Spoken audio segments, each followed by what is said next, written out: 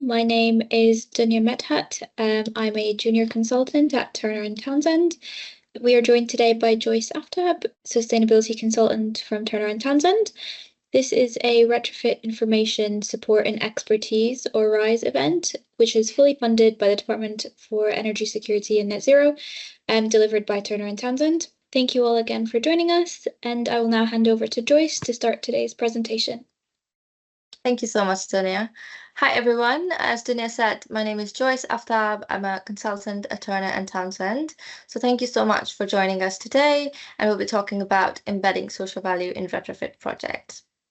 So let's quickly go over the agenda for today. So we'll be discussing what exactly is social value, how we can embed and tailor social value in our projects and contracts, social value in procurement and supply chains, social value in your project teams, how we can deliver social value, and then we'll finish off with a quick case studies. So what exactly is social value? So social value UK defines social value as the quantification of the relative importance that people place on the changes they experience in their lives. So it goes beyond financial measures and considers the broader benefits to the community, environment, and individuals. So just to put in simple terms, social value refers to the positive impact an action, organization, or an activity has on society beyond its direct financial or economic benefit. So social value encompasses various elements such as environmental sustainability, community development, fair employment practices, and ethical considerations. So why is it important to embed social value in your projects? So by embedding social value in your projects, you will help to support social and environmental return on investment. So not just financial return, but we are taking into account social environment aspects as well. By embedding social value, we will be supporting the local economy, and we can do this by creating quality new employment opportunities for local residents. And when we're talking about opportunities, we're not just talking about one-off opportunities, but really set a pathway of career development that will last even after your project. And we need to embed social value in our projects to promote equality, diversity, and inclusion. And lastly, embedding social value in your retrofit projects will support the health and well-being of local residents, which obviously through your retrofit measures, ventilation, you're really doing that already by improving the living conditions of your residents. So when we're talking about social value, it's very important to consider the 8 key principles of social value. The first one is involve stakeholders, which means you first need to identify who your stakeholders are, and you need to keep them informed from the start to the end of your project. And there should be a clear routes to gather their feedback as well, so you can consider that in your social value as well. The second one is understand what changes are made. So articulate how change is created and evaluate this through evidence gathered. And we need to both recognize positive and negative changes as well as those that are intended and unintended. Then we also need to value things that matter, and that kind of ties into involving your stakeholders. So you need to consider the needs of the community you're working in, consider your stakeholders, and then set commitments on your priorities that align with your organization and the national legislation as well. Then include what is material. So accurate reporting and measurement is very important when it comes to social value. So we are really trying to understand the impact that we have made. So determine what information and evidence must be included in the accounts to give a true and fair picture such that stakeholders can draw reasonable conclusions about the impact. Then the fifth one is do not overclaim. So you'll be committing to various KPIs, various commitments. So try to only claim the value of the activities that you are or your project is responsible for creating. So double counting should be avoided as much as possible. Then the sixth one is be transparent. So involve all your stakeholders, communicate your commitments clearly to them, and set up a mechanism of reporting and a feedback loop. So transparency is maintained throughout the process. Then verify the results. So make sure your accounting, your reporting is accurate, and you can also ensure appropriate independent insurance. For instance, Social Value International organization based in Liverpool um, uh, credits and provides independent assurance for your social value initiatives and projects. And be responsive. So be responsive to the change that you are creating, be responsive to the legislation, be responsive to the needs of your local community, the project, your contract, and your stakeholders. So we've talked a bit about social value now. So where does the social value actually come from? So, United Nations Sustainable Development Goals, they are a blueprint for achieving a sustainable future and better quality of life for all. So it really extends the value beyond financial considerations. Then, uh, then came the Public Services Social Value Act 2012, which required public authorities to consider how their choices can secure broader benefits for their local area and stakeholders beyond financial terms and benefits. But this wasn't for central government. This wasn't a consideration. Wasn't just enough, and they wanted social value to be explicitly considered in procurement. So they made it mandatory for central government bodies to explicitly evaluate social value in procurement. Um, and it also requires a 10% minimum weighting to be applied for social value in procurement. So it really enforced social value as a significant factor in the awarding of public contracts. And the procurement policy note 0620 came with social value model as guidance as well, and sort of like a framework to follow when it came to central government bodies. And we'll talk a bit more about it in the next section.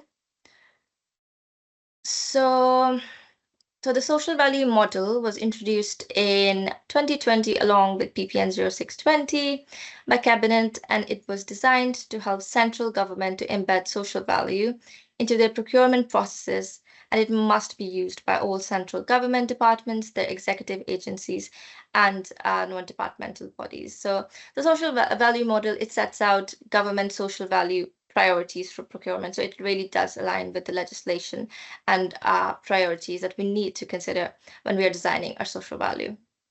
So the social value model, it includes a menu of social value options for commercial staff in scope organizations to review and select in consultations with their clients and stakeholders what the social value commitments can be. It is encompassed by 5 themes and 8 policy outcomes. However, there has been a recent update to the social value model earlier this year, and the themes have been replaced with missions. But I'll talk a bit more in detail about those changes in the next slide. So the second framework I want to talk about is HACT Social Value Roadmap. So the HACT Social Value Framework is a comprehensive approach developed by HACT, which is Housing Associations Charitable Trust, to help organizations measure, manage, and maximize social value, particularly in the housing and public sectors. So the roadmap is the outcome of the UK Social Value in Housing Task Force, which convened in January 2020, and it comprised of representatives from 22 organizations, including social housing organizations, national membership bodies, developers, contractors, and the regulator of social housing. So it's a really holistic tool. And in its core, the framework is built around the UK Social Value Bank, which includes 88 outcomes with associated financial proxies, a methodology based on well-being evaluation, and value calculator and value insight calculator as well. So it's quite a holistic tool, and it allows for accurate, measurement and reporting of social value as well. Then we have social value TOM system. So TOM stands for themes, outcomes, and measures. So TOMS was introduced by local government in 2016 um, to help local authorities at a time when there was no advice or other frameworks existed. So it really was the first framework that was developed. And similar to others, it is also based around 5 themes, which are broader strategic or priority areas, we can say. For instance, like job growth, environment, innovation, social. And within these broader themes, we have 48 outcomes. For instance, more local people in employment. And then we also have 40 quantifiable measures, for example, number of apprenticeship created.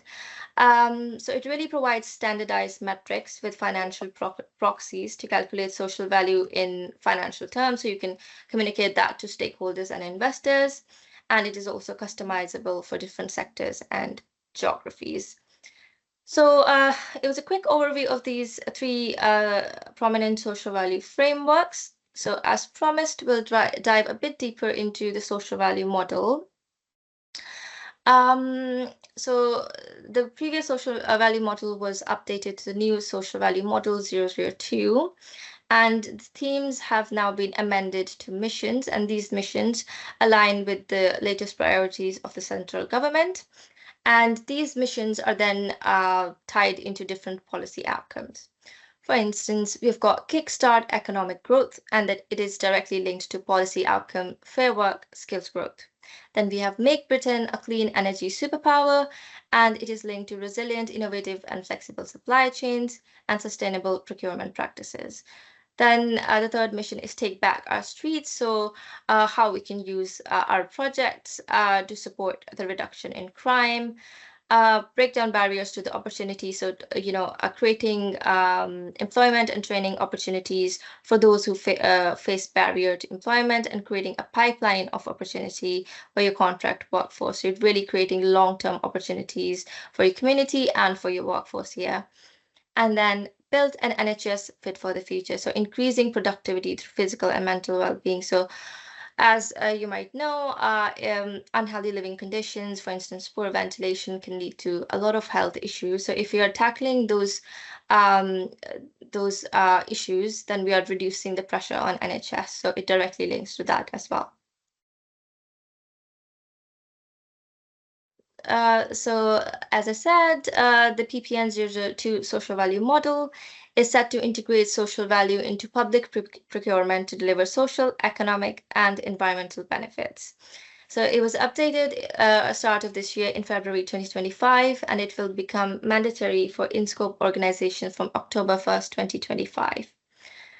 There's very clear and structured guidance available online on how to implement social value model, and it comes with different outcomes and model award criteria that you can incorporate into your tenders as well. So worth checking that guidance as well.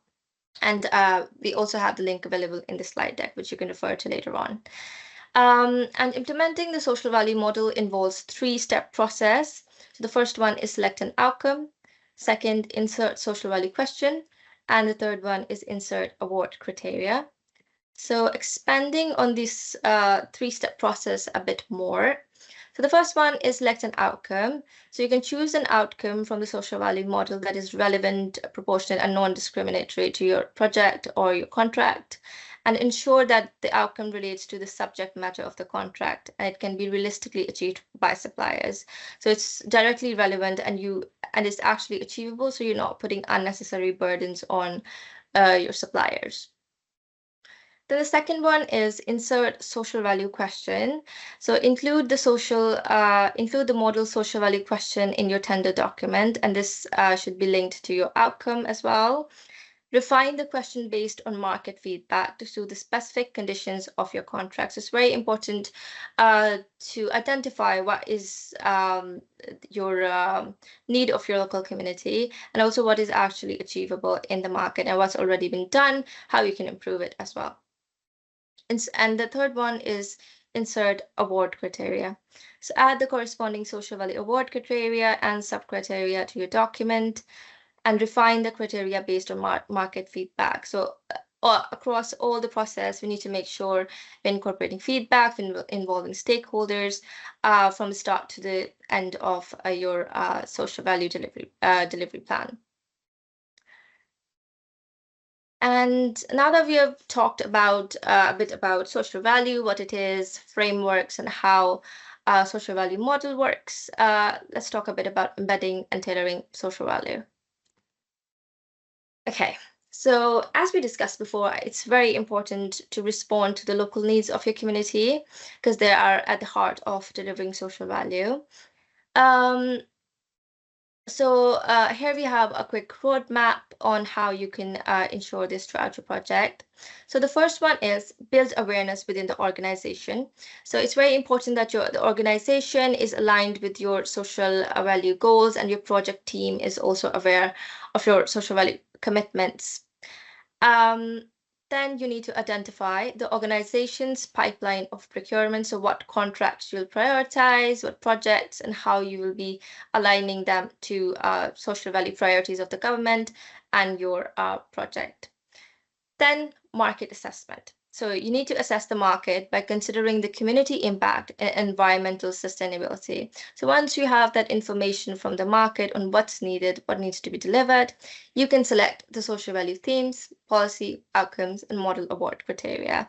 And you can do so by selecting a framework and looking at guidance on different themes and policies.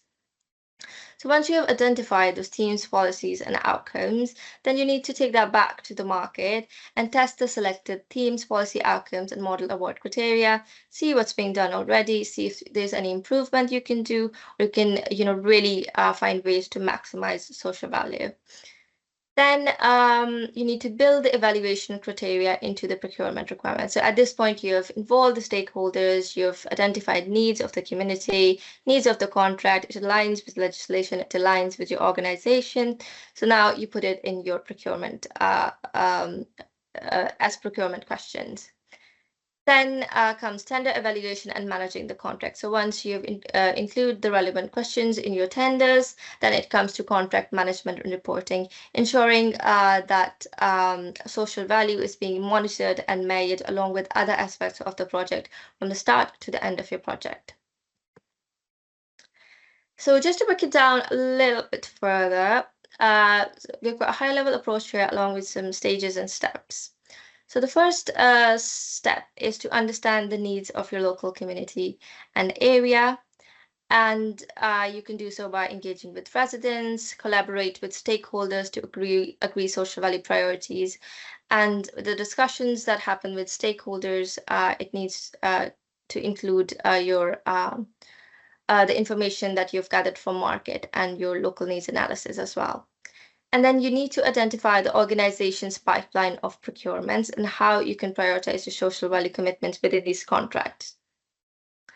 Then you need to understand social value models and metrics because that's key to you implementing and monitoring your social value commitments. So a key part of that is preparing a social value strategy for organizational alignment. And we'll talk a bit about it more in later slides, what that can entail.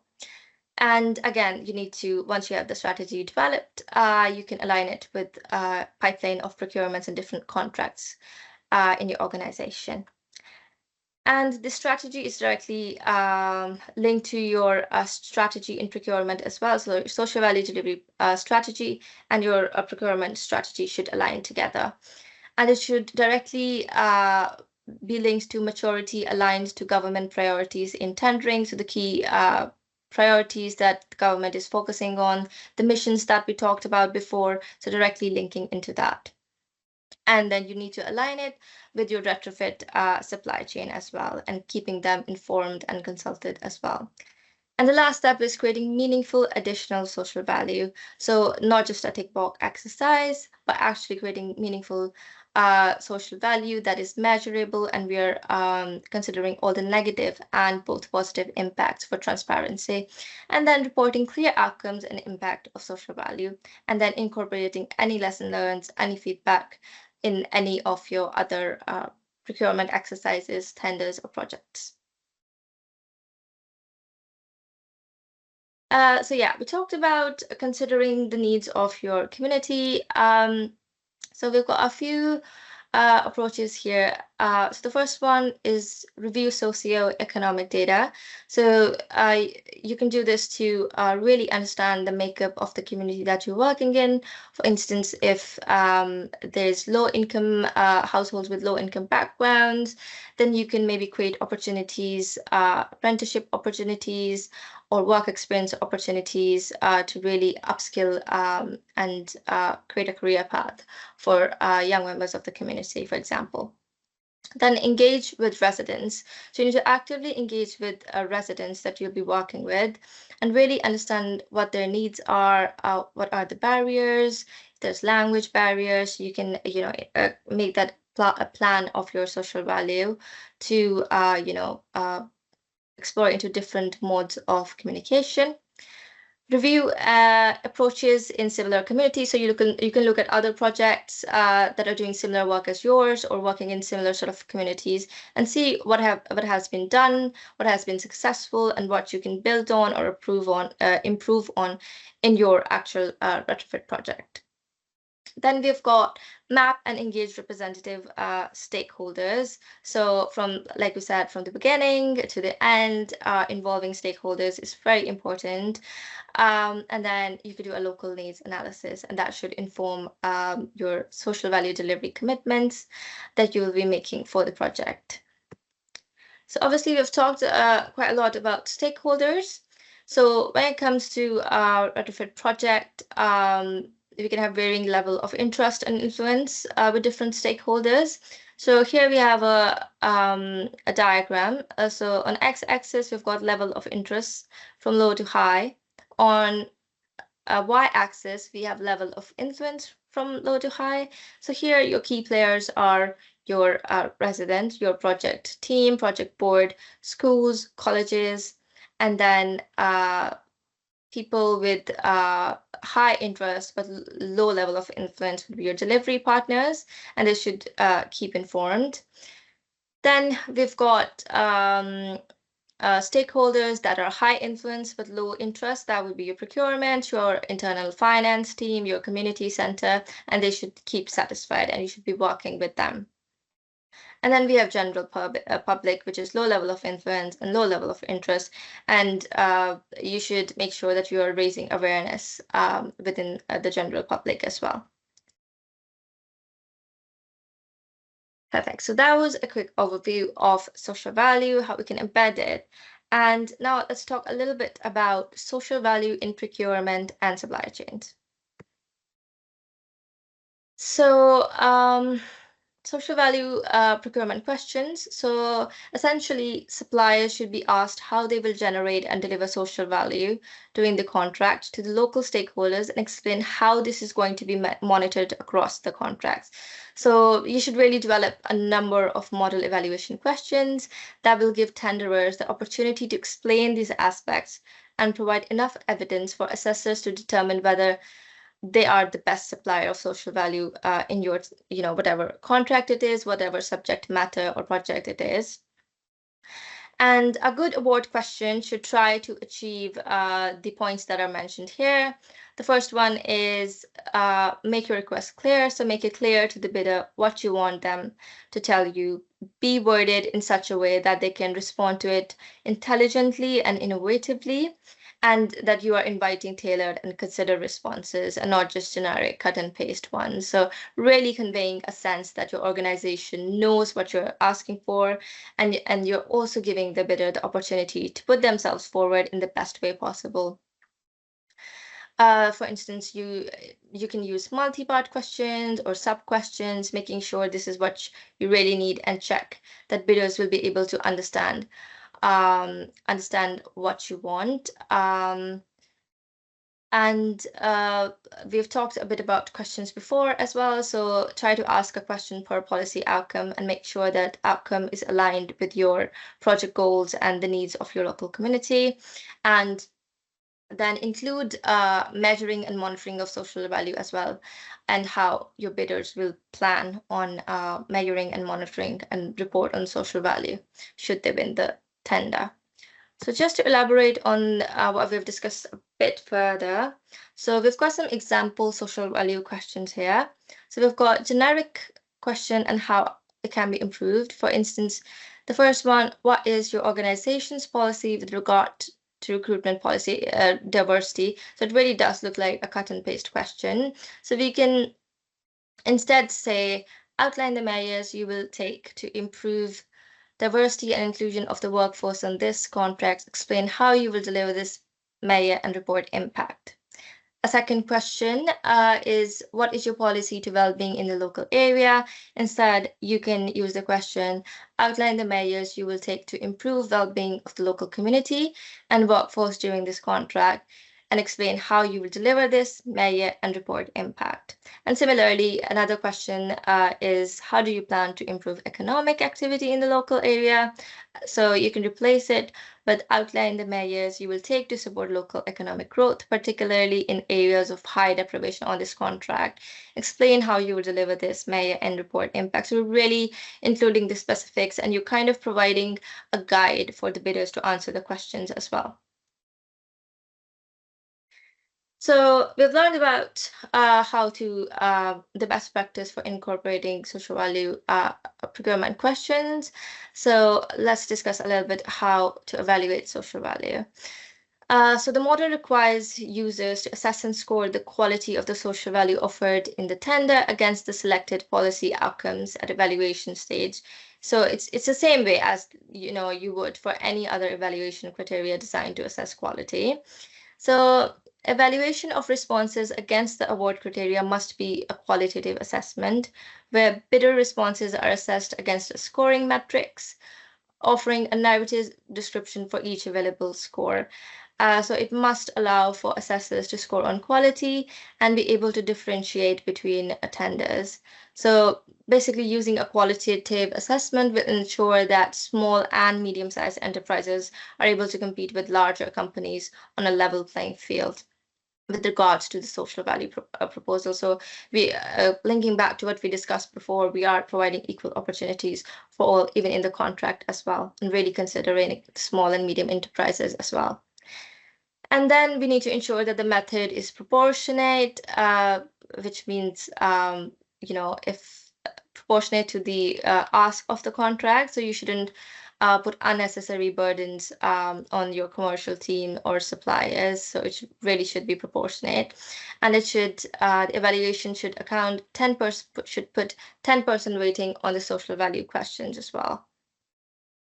And you can find further guidance on themes, policy, outcomes, how to insert questions, and how to evaluate responses in the guidance provided by social value model as well.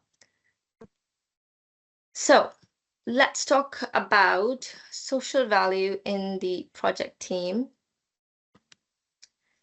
So like I say, charity begins at home. So it's very important that your team, your organization is aware of social value, and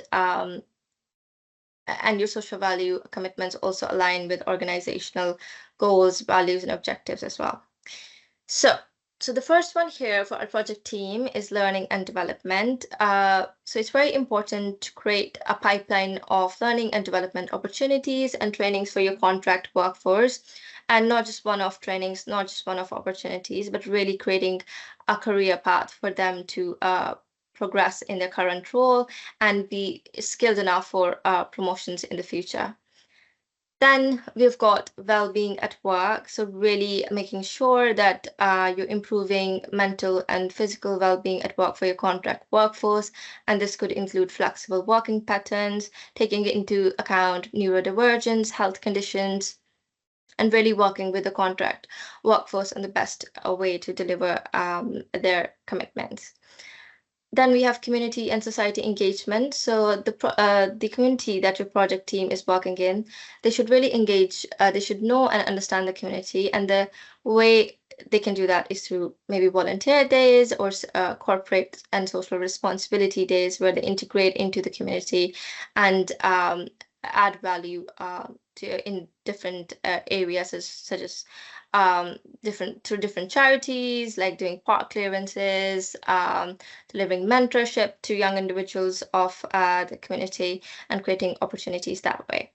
And then we have equal opportunities. So very important to ensure that you're promoting diversity, inclusion, and equality and equity in your project team and your organization, and that is also being considered in your future recruitment and upskilling as well. So just a bit more on learning and development. So specific to a retrofit project. So supporting upskilling, so that these trainings might include domestic energy assessor training, retrofit assessor, retrofit coordinator, and NEACD and Guild courses. So you're really creating like a career here that they can pursue, that your contract workforce can pursue and build on. And then there's mechanism for career development. So really understanding what areas and roles the team wants to progress in, and then using that to build up your future learning offers for your contract workforce. Then using the project for opportunities. So can you present on the project to local organizations, transfer that knowledge, do knowledge transfer to other organizations in your similar situations? Are you able to offer any local group work experience on the project? So creating opportunities for work experience, maybe attract talent from diverse backgrounds, work experience, internships, apprenticeships. So see if you can accommodate that in your current project to really maximize the social value. So let's talk a bit about how to actually deliver social value. So when we are talking about delivering social value, there's quite a few factors that needs to be considered. So for example, a retrofit project has significant benefit on the local community, and these benefits should be measurable to ensure that social benefits have actually been realized. So measuring the social benefits of a project involves assessing the positive impacts it has on people, communities, and society as a whole. And to realize these benefits, there are some steps that we can take. So the first one is take a bespoke approach. So the measurement approach should be determined by what it is that you are trying to achieve, who are the key audience for the results, and what decisions will it inform. Then the outcomes that are focused on should reflect the type of development, the needs of the community, and what the delivery partners are able to deliver. And then this approach should be embedded across the life cycle. So from the start to the end of the project, and in between as well, we are consulting our stakeholders and incorporating any lessons learned, any improvements into our bespoke approach. Be as holistic as possible. So any social value assessment should consider economic, environmental, and social factors. So too often social value assessments will exclude environmental interventions, as these are considered to be dealt with in separate reporting mechanisms. However, it's better to understand the social impact of key environmental interventions, as it can really support more sustainable decision making as well. So really considering all these three aspects is very important.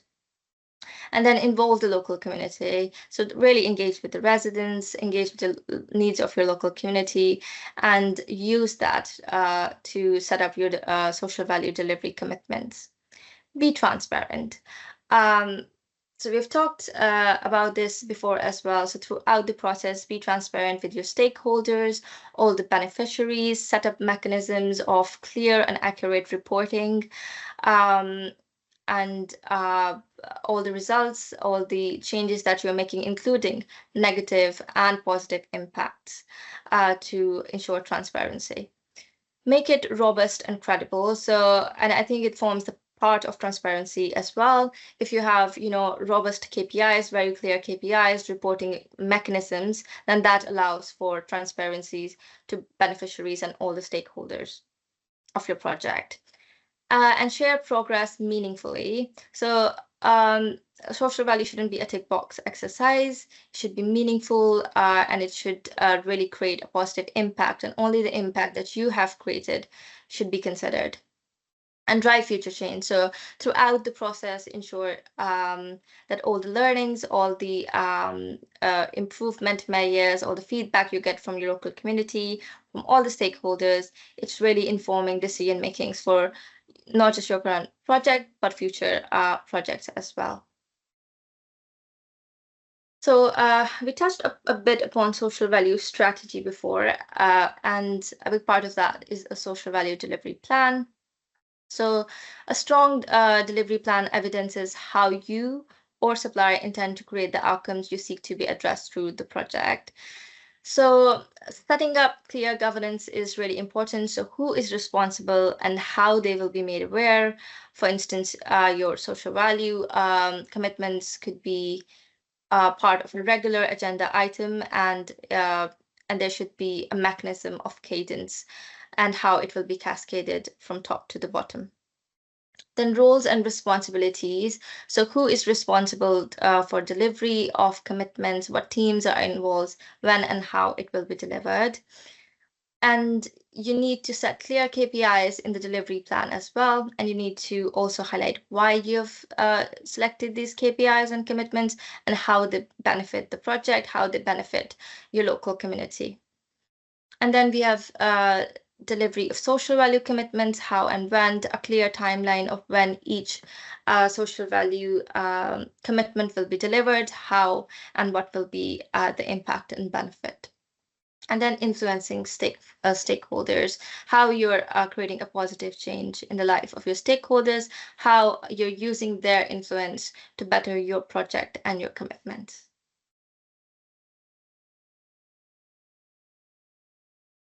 So that leads us to a quick case study, just to understand what's been done before. So here we have a case study of Leeds City Council, who delivered 153 homes, and all these homes received a whole house retrofit. And these works allowed savings of £350 to £400 on energy bills, and cut the city's carbon footprint by 1,450 tons, which is really great. And Leeds City Council, they used an area-based approach to retrofit Victorian terraces in Holbeck. So the council was very proactive. The council engaged with residents as part of the retrofit program, establishing trust and rapport. Community engagement, then helps to identify the priorities and any areas or issues for improvements. So they really worked with the residents to come up with their social value delivery plan. So the main issues addressed by the feedback and information received from the residents were that they replaced bin yards, which became a hotspot for fly tipping. So they replaced that with larger unenclosed bin areas, as well as also educating and addressing antisocial behavior throughout the retrofit program.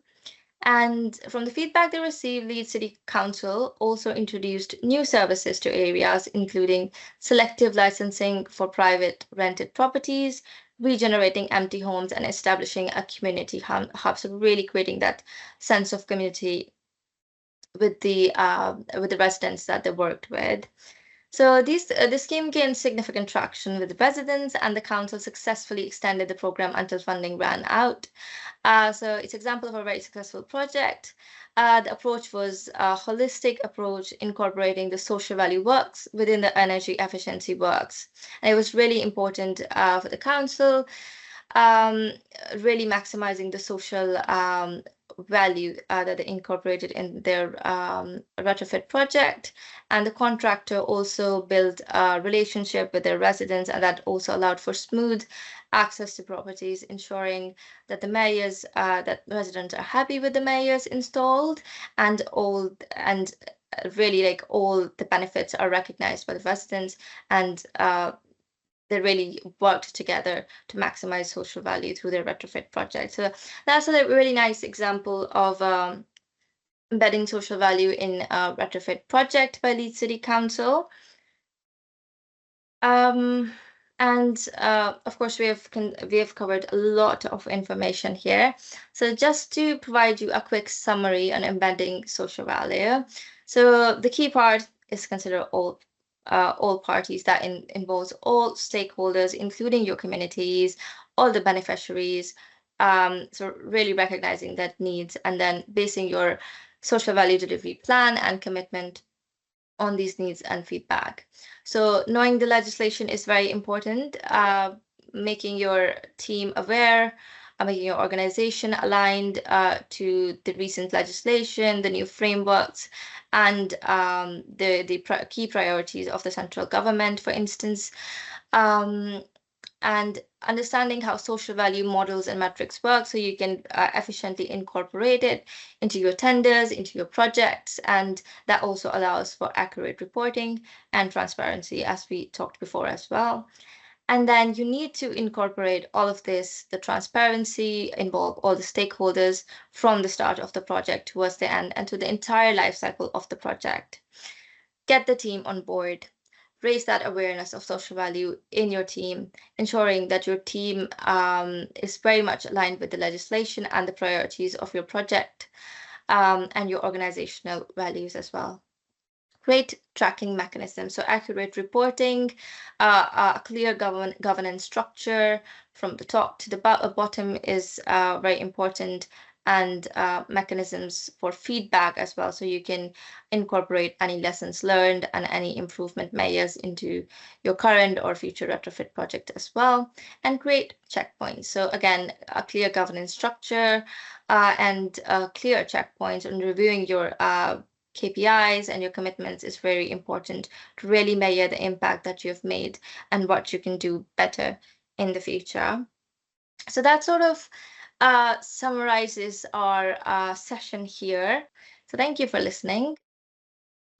Thank you so much for that, Joyce.